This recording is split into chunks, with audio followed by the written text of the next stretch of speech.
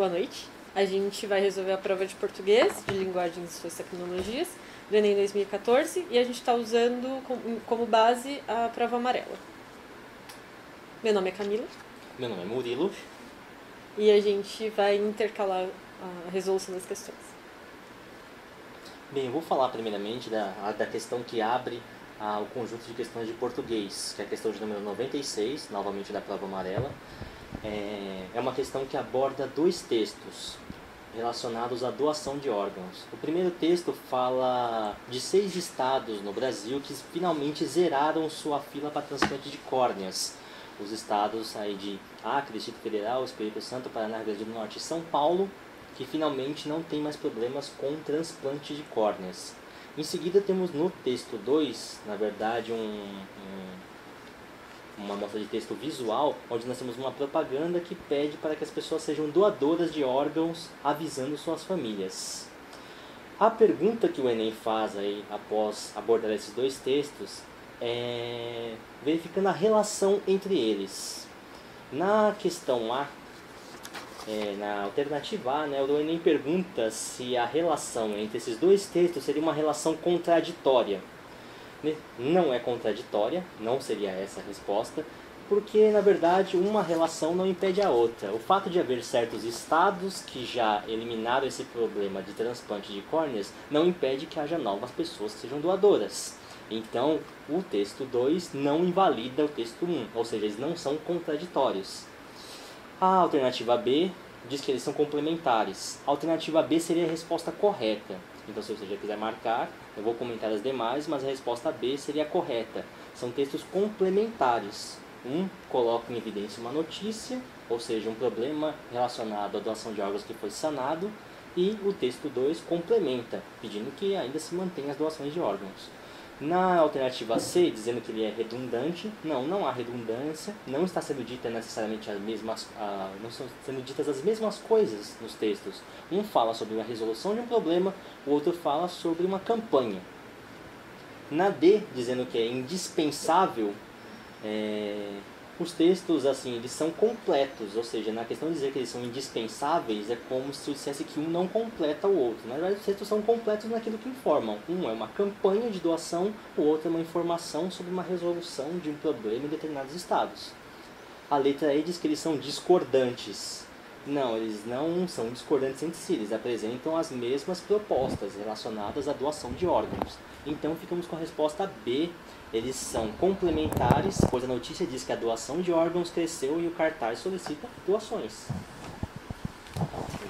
Na sequência, também vou falar da questão de número 97.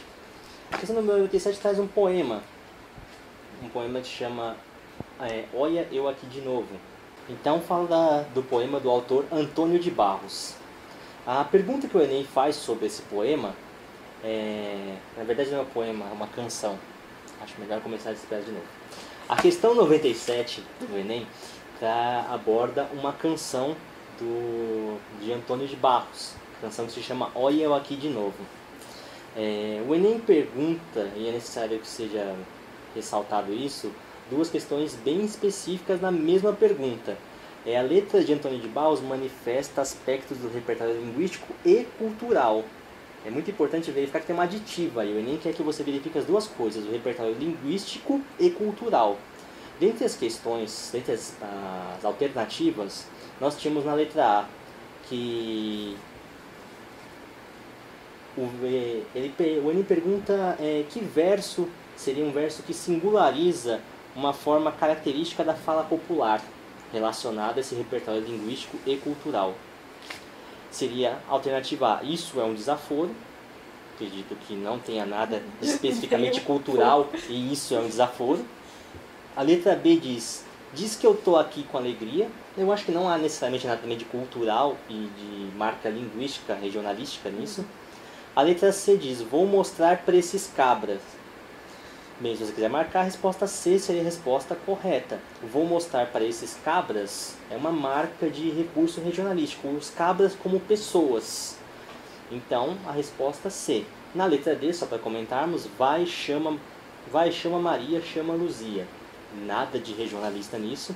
E na letra E, vem cá, morena linda, vestida de chita. Embora o vestido de chita tenha ali a sua particularidade cultural, ele não faz parte de um repertório linguístico. Por isso que eu chamei a atenção para o enunciado da questão que informava aspectos do repertório linguístico e cultural. Então, resolvendo a questão 98, a gente tem uma questão bastante fácil, é uma questão de puramente interpretação, não tinha nenhum conhecimento de gramática, nenhum conhecimento de análise de texto profundamente a ser desenvolvido, né? Era uma questão, de fato, de conseguir tirar uma informação que é colocada no texto de uma maneira muito clara. Então, a pergunta do texto considerando o surgimento da espionagem corporativa em decorrência do amplo uso da internet, o texto aponta uma necessidade advinda desse impacto que se resume em... E aí dá para grifar uma parte do texto que corresponde a essa alternativa, né?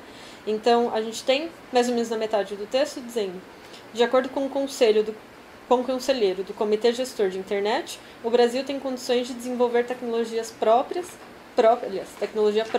para garantir a segurança dos dados do país. E isso corresponde com a alternativa B, promover a indústria de segurança da informação.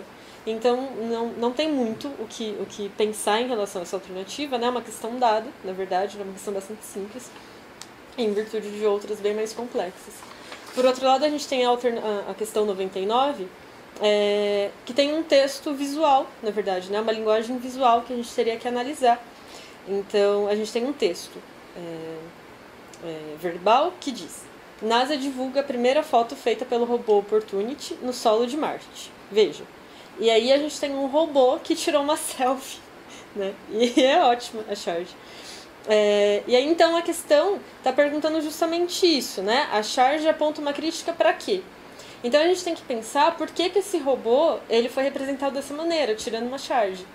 Não tem nenhuma alternativa, a não ser a correta, que aponte para essa questão do robô tirando uma selfie, né? Todas as outras alternativas, a maneira como as imagens são colocadas do robô em Marte, elas desconsideram, né, a questão do robô tirando uma selfie. As pessoas acham que selfie é uma coisa nova, né? E aí resolveram criticar isso agora. Mas de todo modo, então a gente tem que analisar essa questão do fator inusitado de ver o robô tirando uma selfie. É um robô muito bonitinho. E aí, então, é a alternativa C, né? Circulação digital excessiva de autorretratos. Né? A gente tinha que analisar aqui, então, mais a questão visual, né? O texto visual. É uma coisa que a gente não aprende muito a fazer na escola, mas que é corriqueira no Enem. A gente vai ter outras questões também que tratam disso. Sim. Continuando, na questão número 100, já é uma questão um pouco mais complexa, mas que dá para perceber qual seria o encaminhamento da resposta por algumas coisas que são colocadas no próprio texto. Nós temos um texto do gramático Círio Pocente, onde ele fala de algumas questões que são necessárias para percebermos certas mudanças que ocorrem na língua. Então ele fala primeiramente da própria aceitação da mudança da língua como um fato, e depois de certo momento do texto ele diz que no mundo real da escrita não existe apenas um português correto. E depois ele coloca vários exemplos nesse texto, onde nós temos vários exemplos diferentes de português. Ele fala do estilo dos contratos, não é o mesmo estilo dos manuais de instrução, ou seja, temos usos diferentes do português para manuais de instrução e para contratos. Temos usos diferentes do português para juízes do tribunal e cordelistas, ou seja, mesmo todos sendo vertentes do português normativo, são ainda assim diferentes. A pergunta que o Enem faz é: Círio Pocente defende a tese de que não existe um único português correto. Então, ele, assim sendo, o domínio da língua portuguesa implica, entre outras coisas, ou seja, o Enem coloca alternativas relacionadas às afirmações do Círio Pocente. Algumas são bastante já descartáveis, como a Círio Pocente diz que nós devemos descartar as marcas de informalidade no texto. Não, ele não diz que nós devemos abandonar, não se importar com as marcas de informalidade. Ele fala que tem que haver uma aceitação do que é diferente no português. Ou apenas devemos reservar o emprego da norma culta para textos de circulação ampla. Não é dito isso em nenhum momento do texto. Ele simplesmente cita vários meios onde a língua é usada. Não que ela deva ser reservada simplesmente a esses meios.